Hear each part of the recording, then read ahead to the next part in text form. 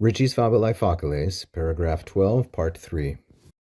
In parts 1 and 2, we read through the whole of the Latin and then translated and analyzed down through dormi ebat. In this final part, for paragraph 3, we will read this portion and then translate and give some analysis. First, however, let's summarize the story thus far. Hercules, Alcmena's son, once upon a time lived in Greece. This guy, of all people, is said to have been the strongest. But Juno, the queen of the gods, hated Alcmena and wanted to kill Hercules while still a baby. Therefore she sent 2 very fierce serpents. These, in the middle of the night, came to Alcmena's bedroom, where Hercules, along with his brother, was sleeping. Nec tamen in cunis sed in scuto magno cubabant, serpentes iam apropinquaverant et scutum movebant, itaque pueri e somno excitati sunt. Nor, however, in cradles, but in a large shield were they sleeping or snuggling down. Now the serpents had approached and disturbed the shield, and so the boys were roused from slumber.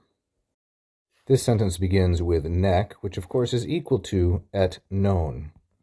Tamen is an adversative conjunction, and it is moreover postpositive, which means it cannot be the first word in its sentence or clause.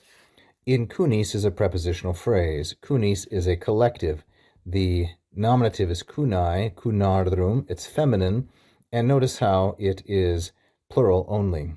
Not, however, in a crib, but in scuto magno. So scuto magno is neuter, singular, and ablative. It's an ablative of location, ablativus loci, just like cunis is feminine, plural, and ablative of location as well.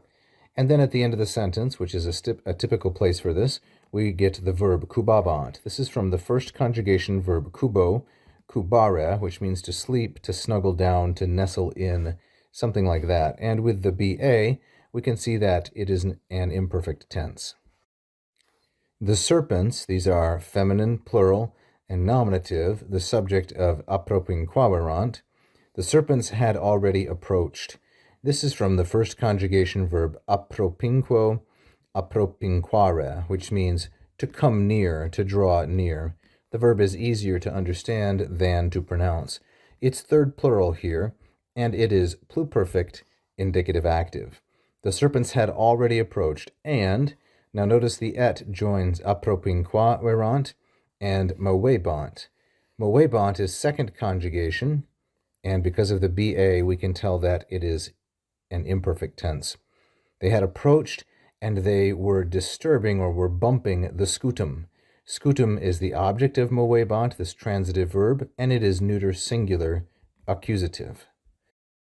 It ends with this, itaque, that's an adverb, and so, therefore, the boys, they're the subject, masculine, plural, and denominative. It's a second declension noun, pueri is the genitive. The boys, from their sleep, a somno, were aroused, they were awakened. Somno is masculine, singular, and ablative. Somnus, the second declension noun, is the lexical entry, somnus, and then somni, the genitive.